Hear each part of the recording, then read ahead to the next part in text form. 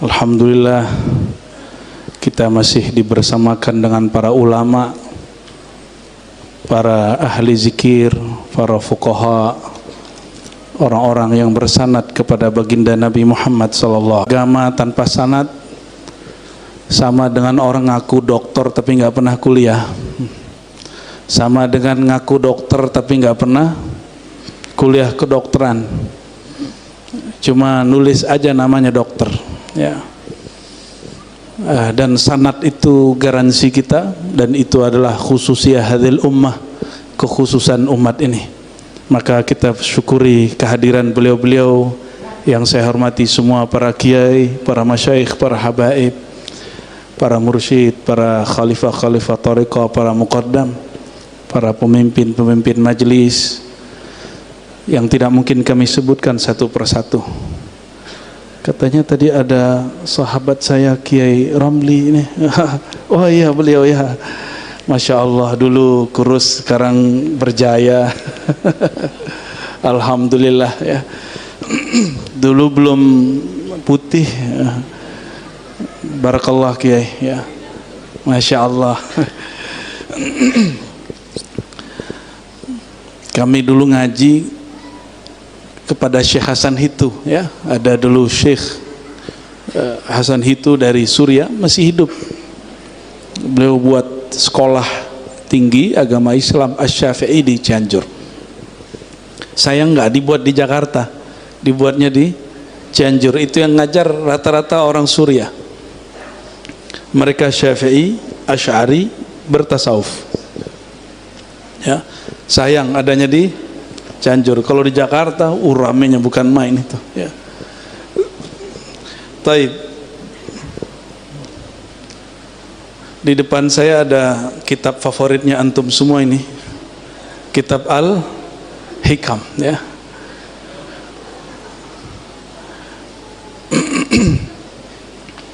Saya buka saja hikam yang pertama ya, tabarrukan dengan majelis yang sudah ada. Sebelumnya kita perbanyak salawat dan salam kepada ruhaniyah baginda Nabi Muhammad sallallahu alaihi wasallam. Salatu wassalamu alaika ya sayyidana ya Rasulullah. Salatu wassalamu alaika ya abal arwah. Salatu wassalamu alaika ya habiballah. Dan mari kita baca surah Al-Fatihah untuk Imam Nutailah Sekandari, para aulia-aulia negeri ini, para mursyid-mursyid di negeri ini, para ulama-ulama, habaib, para kiai yang berjasa mengisi keislaman di negeri ini. Lana walahum Al-Fatihah. Bismillahirrahmanirrahim. Iyyak na'budu wa iyyak nasta'in. Shiratal ladzina an'amta 'alaihim ghairil maghdubi 'alaihim. Kitab Al-Hikam, Bapak Ibu, bukan kitab yang rumit. Yang penting tahu cara bukanya. Sama kitab fikih itu tidak rumit, yang penting tahu cara bukanya.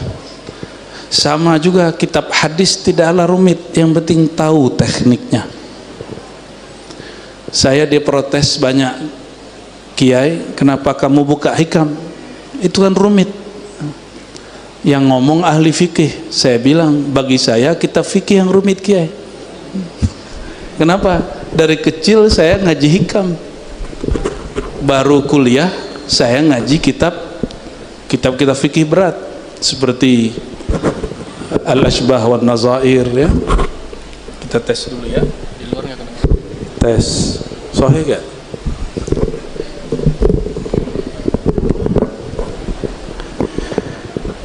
Kata orang ngaji akidah berat. Berat kalau nggak tahu cara bukanya. Dulu ada Abah Anom di Suryalaya. Salah satu muridnya buka ilmu tasawuf di TV. Diprotes oleh temannya. Diadukan si murid kepada guru. Oh, ternyata dari dulu sudah biasa murid itu cemburu sama murid yang lain. Diadukanlah si murid kepada guru. Ternyata di kitab-kitab kita baca sama. Si murid diadukan oleh murid yang lain, diadu.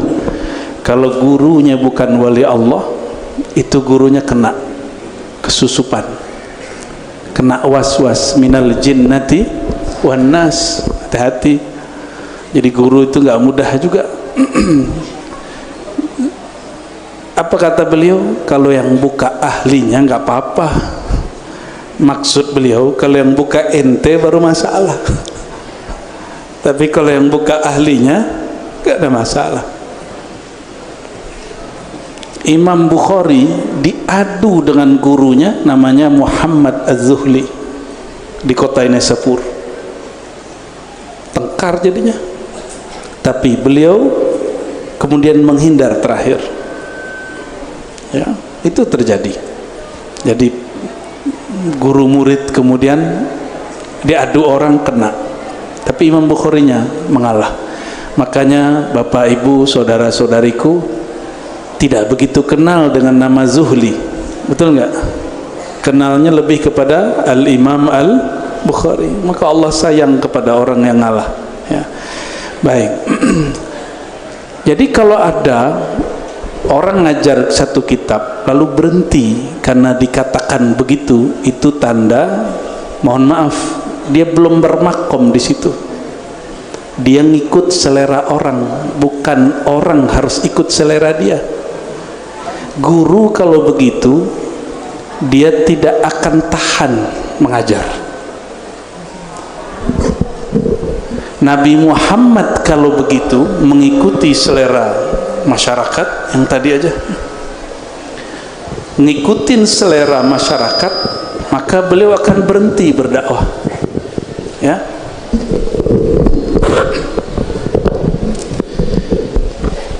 Nah, disinilah perlu seorang guru itu sebelum jadi dai, muallim, perlu melatih kolbunya untuk bersih dari syirik khafi. Syirik khafi itu lebih dahsyat dari riya yang kita bayangkan. Riya itu ru'yatul amal, kata Imam Ghazali, melihat diri beramal. Lebih dari itu. Riya itu kalau yang standar hubbul madah, yang paling menakutkan bagi orang bukan itu. Senang dipuji itu biasa. Kalau riya senang dipuji, rata-rata kita lolos. Tapi kalau riya yang kedua, khaufus syatam, takut dicaci, takut ada orang unlike, tidak suka, takut dibully, baru kena di situ, ketahuan nih syiriknya adakah di dalam. Saya yakin para kiai, para muallim, para ustadz, para jamaah pernah melakukan sesuatu, terus apa kata orang, kamu nggak khawatir nanti diserang fulan, kamu nggak khawatir nanti dikritik fulan. Jika itu bikin goyah, itu di kolbunya masih ada selain Allah. Hati-hati, ya. Latihan tauhid lagi kepada ahlinya.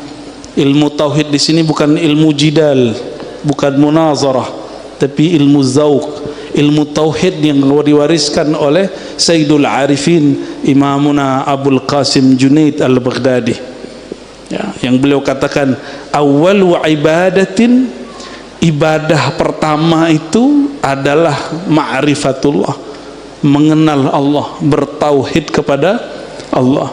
Itu ibadah pertama, bukan sholat.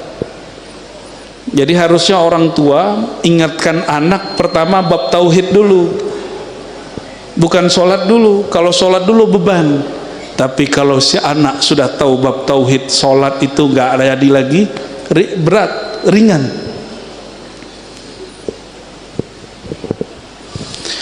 Jadi kalau baca hikam, apa beda dengan fikih? Kalau fikih, Bapak Ibu, itu bagian dari ilmu zahir. Ilmu akidah itu zahir juga, tapi akliyat, pakai akal. Maka dibagi sifat wujud, sifat nafsiyah, wujud, kidam, baqa, ya. Ada salbiyah, ma'ani, ma'nawiyah. Kotak-kotak begitu, itu akliyah. Kenapa? Karena pikiran kita itu suka disusun sesuatu di sini. Sedangkan ilmu ini al-hikam ini nggak perlu dihafal, Pak. Sorry ya, kalau ada guru maksain muridnya ngafal hikam, itu metode yang keliru. Hikam ini bab suluk. Murid suluk dia langsung hafal ini isinya, nggak usah dia kemudian persiapan ngajar. Dia suluk lalu dia ngaji secara harfiah, nanti dia faham. Oh, ini yang aku baca itu. Ada di bab suluk.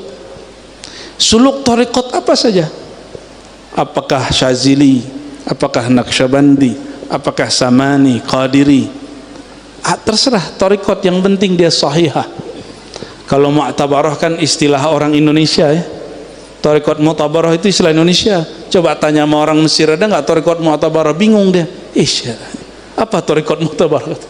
Ya, bagi mereka nyebut tarekat itu as-sahihah, tarekat yang sahih. Bapak Ibu yang bukan Allah, sholatnya pakai mazhab apa? Bener nih, bener. Itu sholat yang zahir. Sholat batinnya pakai mazhab apa?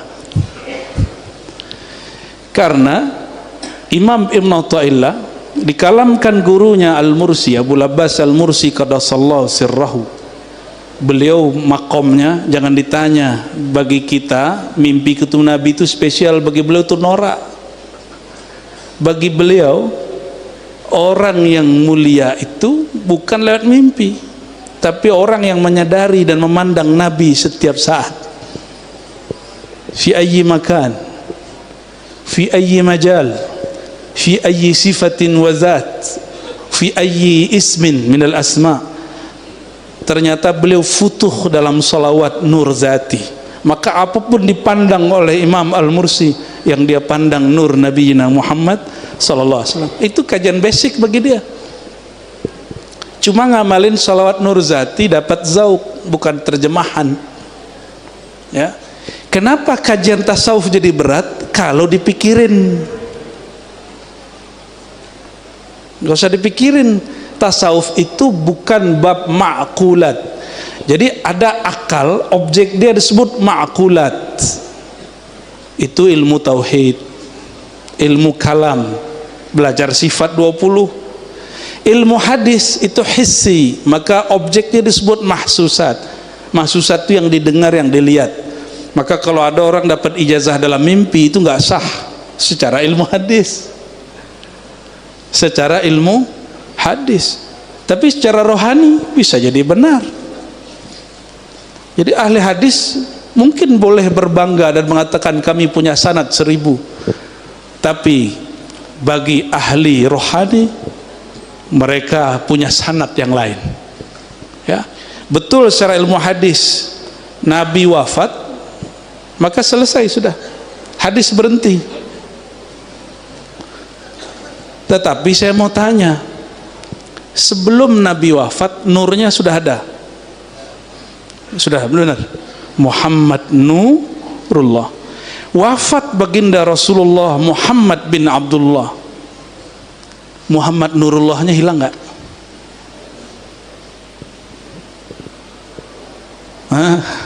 Gimana? Sayyidina Muhammad bin Abdullah itu tanazzul namanya. Ya, kalau taroki ditarik ke belakangnya Muhammad Nurullah, ditarik ke belakangnya Ahmad Ruhullah. Itu kalau ditarik-tarik ke belakangnya, dia juga. Ketika meninggal Sayyidina Muhammad bin Abdullah, Muhammad Ruhullah, Muhammad Nurullahnya masih ada nggak? Dulu belum ada Sayyidina Muhammad sallallahu alaihi wasallam. Nabi Adam bertawassul dengan Nabi Muhammad sallallahu alaihi wasallam. Itu tawassul dengan siapa? Muhammad Nurullah, nurnya. Karena fisiknya belum ada. Ya, fisiknya belum ada.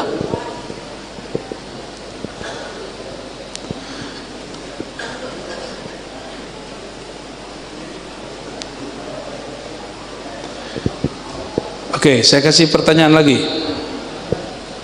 Ini berat nggak dari tadi? Bisa ngikuti? Ya, biasanya yang nggak nerima itu Ustadz. Ya, ini kok kajian berat nih kok dibuka. Berat menurut ustadz, belum tentu menurut orang yang tasdik walaupun dia awam. Ya, belum tentu menurut orang yang awam, penting dia tasdik. Ustadz kiai, mohon maaf, kalau nggak tasdik ilmu ini sulit terima, walaupun sudah dapat ijazah thariqat 30. Kan ijazah wirid. Kalau wirid mah gampang Pak, saya punya ijazahnya banyak.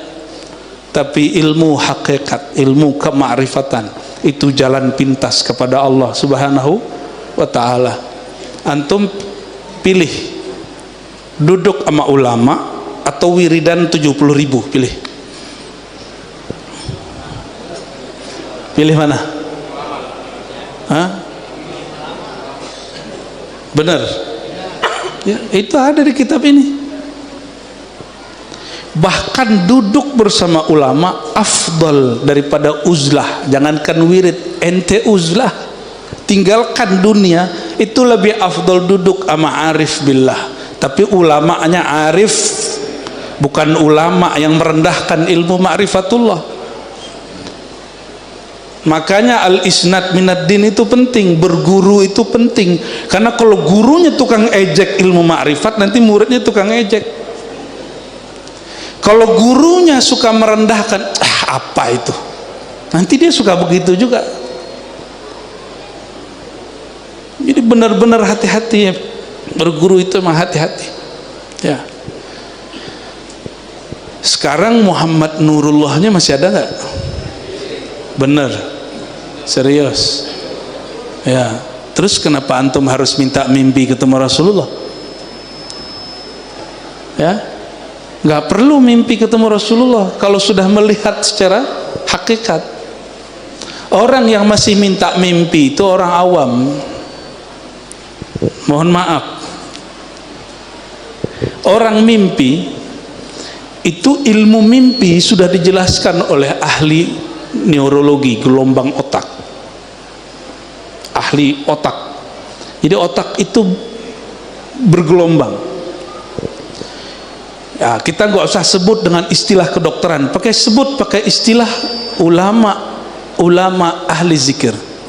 Ala bidzikrillah tatmainnul qulub. Ketahuilah hanya dengan menyebut nama Allah kalbu jadi tenang. Coba tanya sama dokter atau pakar ilmu neurologi itu, orang tidur mimpi itu gelombang otaknya tenang atau bergerak kencang? Dia tenang. Rasulullah SAW itu gelombang otaknya tenang ketika beliau sedang sadar, maka beliau melihat yang dilihat orang dalam mimpi. Ulama wali Allah arif billah itu gelombang otaknya sampai tenang padahal matanya melek, makanya dia bisa lihat yang nggak dilihat oleh mata ini.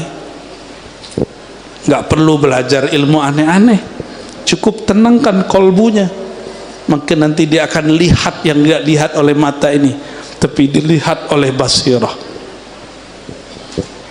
dilihat oleh basirah. Maka orang yang bermimpi itu hanya buah di dalam jaganya, dia sudah jatuh cinta kepada Rasulullah SAW. Maka ketika dia tertidur, cinta itu bergerak. Bisalah dia melihat baginda Nabi Muhammad SAW. Tidak hanya baginda Nabi Muhammad SAW, arwah para nabi, arwah para aulia bisa ketemu. Makanya kakek gurunya Ibnu Athaillah namanya Abul Hasan Asy-Syadzili, apa kata beliau? Saya berguru kepada Jibril tuh. Antum bisa percaya nggak beginian? Ada di kitab Lataiful Minan, kitab standar itu di tasawuf. Apa kata beliau? Aku ngaji kepada Jibril, ngaji kepada malaikat, ngaji kepada arwah-arwah, bahkan ar-ruh al-akbar. Saya awal baca kitab itu agak ngeri juga bacanya. Tapi setelah kita kemudian mengkomparasikan ilmu agama, ilmu kedokteran, kan ilmu ini sama dari Allah semua, barulah kita faham. Ibnu Athaillah As-Sakandari ini kolbunya sangatlah tenang. Saya mau tanya Pak, ini pernah saya tanyakan kepada orang-orang di luar. Kitab ini ditulis sebelumnya di kolbu guru atau di kertas yang ada di lemari guru? Sebelum buku ditulis, ilmunya di mana? Di kertas yang lain atau di kolbu guru? Maka untuk memahami kitab Al-Hikam mesti pakai kolbu, mesti pakai kolbu. Jadi ini ilmu kolbu. Jadi cara supaya memahami satu kitab itu mudah, pahami dia dengan kuncinya. Jangankan ini, anggap ilmu itu rumah, ada pintunya. Kalau kita punya rumah 2 pintu, salah kunci kebuka nggak? Padahal masih satu rumah. Oke, saya ulangi. Punya rumah nggak? Oke, ada pintu di rumah. Bentuk pintunya sama, bentuk kuncinya mirip, cuma beda giginya sedikit. Bisa buka nggak? Ini dia ilmu. Ilmu apa saja. Antum mau bicara ilmu apa saja setelah ini boleh, yang penting tahu cara bukanya. Mau bicara fikih, mau bicara filsafat, katanya filsafat haram. Kalau haram filsafat, haram belajar matematika. Karena matematika itu ilmu yang muncul dari ilmu filsafat. Ini pada belajar matematika nggak? Ya, kayaknya nilainya 4 ini. Ya. Adakah ilmu di alam semesta tidak bersumber dari Allah? Ada nggak? Semua ilmu bersumber dari yang ada. Orang berilmunya tidak amanah. Makanya ada orang gunakan zikirnya untuk membunuh orang, santet tapi islami kata dia. Santetnya soleh ya, pakai hizib. Ngeri kali. Itu ciri-ciri orang dapat istidraj. Apa kata dia? Kalau ada orang ganggu aneh pasti hancur. Nah, ada orang ngomong begitu? Ada orang ngomong begitu? Ente kena istidraj. Itu orang nggak punya kolbu. Belagu amat. Ada orang ganggu kita hancur dan dia bangga. Orang mau ganggu aneh mati, tuh dia sedih, dia bangga. Apakah Rasulullah begitu? Enggak. Rasulullah SAW enggak begitu. Bapak Ibu yang bukan Allah, selama ini orang ngaji tasawuf, mohon maaf, identiknya wirid. Wirid itu hanya 1% dari tasawuf. Ijazahan itu cuma 0,0 sekian persen daripada tasawuf. Tasawuf itu ujungnya cuma 1. Anta abudallah ka'annaka tarah. Ya, ta'buda itu terjemahan harfiahnya menyembah. Tapi kalau terjemahan Sayyidina Abdullah bin Abbas, anta'arifa, engkau mengenal Allah seakan-akan melihatnya.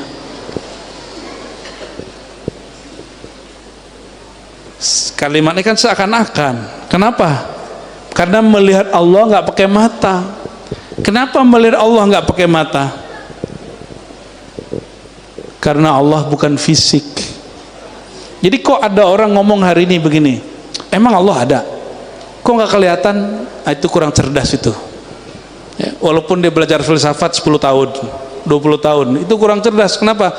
Allah itu bukan materi. Terus dia bilang, kalau Allah ada kenapa nggak kelihatan? Mata ini hanya melihat yang materi. Yang tidak materi nggak kelihatan oleh mata. Jangankan Allah, lapar aja nggak kelihatan sama mata. Lapar itu materi atau rasa? Mata lihat nggak orang jatuh cinta? Jatuh cinta itu rasa. Makanya ada orang bapak-bapak ini, abang-abang, mas-mas ini GR. Dikira orang senang sama kita, padahal dia senang main samping kita. Salah lihat. Pernah kejadian nggak? Ya, korban patah hati nih ya. Jadi mata dia hanya melihat yang fisik. Allah tidak dilihat dengan yang fisik, kecuali af'alnya Allah bisa kita lihat dengan fisik. Jadi marahlah seorang ustadz di kampung seberang sana, saya nggak boleh cerita kepada kami. Ente bilang Allah nggak bisa dilihat, saya lihat Allah katanya. Waduh, ngeri kali pak. Ente ngeliat Allah? Iya, saya ngeliat Allah dirimu. Waduh. Terus di tembok kelihatan juga? Iya. Saya tanya, di kelihatan nggak? Kurang hajar dia itu ya. Kok bahasanya melihat Allah di semua tempat? Itu bahasa begitu nggak pas. Yang pas itu ra'aitu fi'lallah, aku lihat perbuatan Allah. Kalau perbuatan Allah kelihatan. Ini kelihatan nggak saya hari ini, malam ini Allah lagi ngapain? Allah malam ini ngapain? Malam ini nih ngapain Allah nih? Lagi dudukin saya di atas mimbar, terus bicara depan antum, ya itu salah satu perbuatan Allah. Yang terlihat perbuatan Allah, bukan Allah. Ngaji Ahlus Sunnahnya begitu. Kalau mata nggak bisa lihat. Maka ketika Imam Mursi mengatakan aku melihat Rasulullah di semua hal, itu yang dia lihat dengan kolbunya, yaitu melihat nur baginda Nabi Muhammad sallallahu alaihi wasallam. Ini langsung ngegas ya. Saya tahu di sini tempat orang wiridan Syaziliyah, maka saya langsung ngegas di sini. Ya, mohon maaf kalau ada Pak Kiai kurang berkenan ya.